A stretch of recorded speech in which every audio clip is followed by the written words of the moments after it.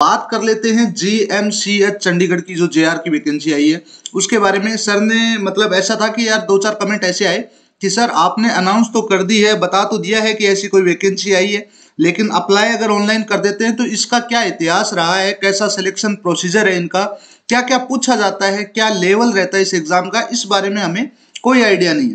खैर, why to fear when doctor Rajneesh is here. तो शुरू करते हैं हम सुबह सुबह इसी का व्याख्यान इन डिटेल, जो कोई नहीं बताता है आपको वो हम बताते हैं मास्टरिंग BDS पे। हमारा तो अब रोज का हो गया है, आप लोगों की पहले बातें सुनो, फिर आप लोगों की बातों का जवाब दो, and likewise things goes on. ठीक है, शुरू कर लेते हैं। ये वैकेंसी है टोटल 5, हमने पहले ही बात की थी। ये पेपर जो है वो सारा का सारा पेपर ऑफलाइन है, कोई भी पेपर इनका ऑनलाइन नहीं है। 60 मिनट का 1 घंटे का पेपर है जिसमें टोटल 100 क्वेश्चंस पूछे जाएंगे। चिंता मत लो, अभी इनकी डेट जो आई है उस हिसाब से हम आपको कुछ मॉक टेस्ट दे देंगे, उससे पहले 3-4-5 मॉक टेस्ट तो जरूर दे देंगे आपको। ठीक है, 5 वैकेंसी आई है, नेगेटिव मार्किंग है नहीं, याद रखना नेगेटिव मार्किंग है नहीं, यानी जितने अटेम्प्ट कर सकते हो उतने अटेम्प्ट करना। एग्जाम की डेट है 16 नवंबर, हमारे पास काफी टाइम है, आज 6 अक्टूबर है तो लगभग 1.5 महीना है। इससे पहले हम इसका अनाउंस कर देंगे और INICT का तो हमारा चल ही रहा है। जो ऑब्जेक्टिव है वो हम इसमें हमने एनालाइज किया है, हमने पता किया है जो पुराना पैटर्न आया है GMCH के पुराने जो JR की रिक्रूटमेंट्स हुई हैं, जो पेपर आए हैं BDS से रिलेटेड, उनमें उन्होंने किस टॉपिक को ज्यादा फोकस किया है, कौन से क्वेश्चन ज्यादा पूछे गए हैं, उन सब की हम बात करेंगे। एज इनको ना मतलब एक इंडिविजुअल कैटेगरी नहीं देख सकते आप, इनको बनाने वाली बॉडी एक ही है। जैसे GMCH, PGMR, एम्स और MAMC, इन दोनों के एग्जाम का लेवल, इन तीनों चारों के एग्जाम का लेवल लगभग सेम सा रहता है। तो जो एग्जाम पैटर्न है वो कुछ ऐसा है कि the GMCH Chandigarh JR BDS जो है वो single paper integration pattern follow करता है, यानी सिंगल पेपर यानी एक ही पेपर होता है और स्पेशली उसमें डायरेक्ट क्वेश्चंस पूछे जाते हैं, चाहे वो क्लिनिकल या अप्लाइड डेंटल साइंस है ना, इनके ऊपर ज्यादा इनका फोकस रहता है। तो उसके अंदर जो मेजोरिटी ऑफ मार्क्स है, 100 नंबर के जो क्वेश्चंस आते हैं उनमें सबसे ज्यादा ओरल सर्जरी के क्वेश्चंस होते हैं, उसके बाद एंडोडोंटिक्स के, फिर पीरियोडोंटिक्स के, फिर ओरल मेडिसिन के, विथ थोड़े थोड़े डेंटल मटेरियल यानी DM से, पब्लिक हेल्थ डेंटिस्ट्री और ओरल पैथोलॉजी से सवाल पूछे जाते हैं।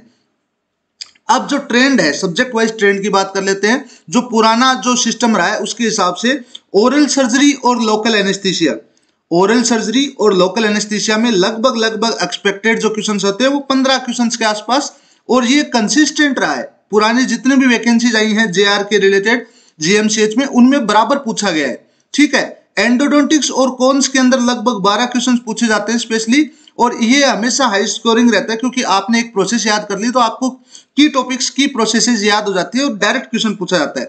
पेरियोडोंटिक्स के अंदर ऑलमोस्ट 12 क्वेश्चंस है ना, इसके अंदर सेम कॉन्सेप्ट है भी, आपका कॉन्सेप्ट थोड़ा सा मतलब क्लियर होना चाहिए, आपको पता होना चाहिए क्यूरेटाज क्या होता है ना, रूट प्लानिंग क्या होती है, बेसिकली उन चीजों के ऊपर फोकस किया जाता है। ओरल मेडिसिन और रेडियोलॉजी के अंदर लगभग 10 से 11 क्वेश्चन, जिसमें इमेज बेस्ड क्वेश्चन आते हैं, आपको एक इमेज दी जाती है, स्पेशली ट्यूमर्स को टारगेट किया जाता है।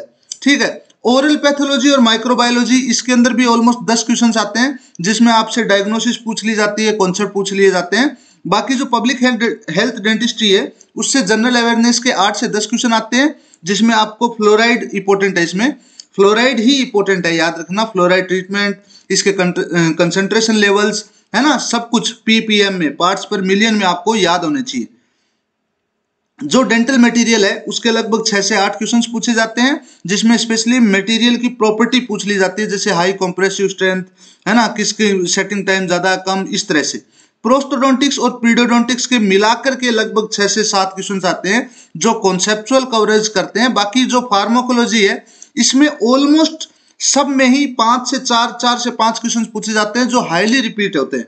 ठीक है, concept as it is questions को बदलने की भी कोशिश नहीं करते हैं, रिपीट होते हैं। अब बात कर लेते हैं लोकल एनेस्थीसिया के अंदर कौन से हैं, तो टॉपिक्स जो हैं इनके अंदर सब टॉपिक्स हैं, उनकी बात कर लेते हैं। तो जैसे लोकल एनेस्थीसिया और पेन कंट्रोल है, उसके अंदर इंफीरियर एल्वेओलर और infra orbital mental nerve block के जो लैंडमार्क्स हैं वो पूछ लिए जाते हैं। LA एजेंट्स पूछ लिए जाते हैं, इनकी मैकेनिज्म और टॉक्सिसिटी पूछ लिए जाते हैं। वेसो कंस्ट्रक्शंस और कॉन्ट्राडिक्शंस होते हैं वो पूछ लिए जाते हैं। कॉम्प्लिकेशंस पूछ लिए जाते हैं, जैसे हेमाटोमा, ट्रिस्मस है ना, नीडल ब्रेकेज, ये सब चीजें पूछ लेते हैं। खैर, ये सारी बातें आपको बताने का ये मतलब है कि ये पेपर है वो इतना ज़्यादा हैवी लोडेड नहीं है, बहुत ही सिंपल सा पेपर है जिसमें बहुत सारी चीज़ें रिपीट होती है और वो सारी रिपीट चीज़ें हैं, उन रिपीट चीज़ों को हमने एक फाइल में डाला है।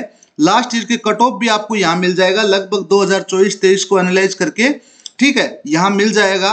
और इन सब को हमने एक पीडीएफ बनाई है, एक पीडीएफ बना के ऐसी एक पीडीएफ बनाई है जिसमें पूरी टॉपिक्स को हमने कवर किया है। ये टोटल 6 पेज हैं और ये पीडीएफ आपको हमारे इस कोर्स के ग्रुप में भी मिल जाएगी और हमारी इस लाइव के डिस्क्रिप्शन में आप पीडीएफ अकेले भी डाउनलोड कर सकते हैं। ये पीडीएफ थोड़ा सा इंपॉर्टेंस रखती है, इसमें आपको ट्रेंड एनालिसिस मिल जाएगा, मोस्ट रिपीट टॉपिक्स मिल जाएंगे जिनकी हमने बात की है, ठीक है। बाकी आप अगर वीडियो पॉज करके देख सकते हैं तो यहाँ से देख लेना, शायद आपको ये पीडीएफ डाउनलोड करने की भी जरूरत ना